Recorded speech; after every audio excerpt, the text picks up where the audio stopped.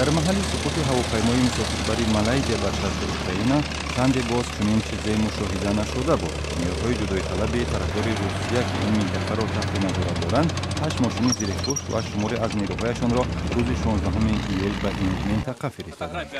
ҳадафи онҳо омодагӣ ба паради низомӣ ба муносибати 17 июл, солгарди якуми суқути ин ҳавопаймост. таҳқиқоти байналмилалӣ ҳанӯз гузориши ниҳоияшро такмил накардааст. вале ҷузъиёти ифшошудаи пешнависи ин гузориш мегӯяд, ҳавопайморо ҷудоиталабон бо мушаки замин ба ҳавое ки аз сӯи Русия таъмин шудааст, задаанд. дар натиҷаи суқути ҳавопаймое ки аз Амстердам ба Куала-Лумпур парвоз мекард, 298 нафар кушта шуданд. раиси ҷумҳури Афғонистон Ашраф Ғанӣ аз маросими таҷлили Иди Фитр ки аз поёни моҳи Рамазон дарак медиҳад, барои қадами дигар дар роҳи раванди парешони сулҳи ин кишвар истифода кард. бо таъкид ба ин ки музокирот бо Толибон танҳо роҳи хатми хунрезӣ дар Афғонистон аст, Ашраф Ғанӣ аз раҳбари Толибон Мулло Омар барои ҳимояташ аз раванди сулҳ ки як рӯз пеш ишора карда буд, ситоиш кард.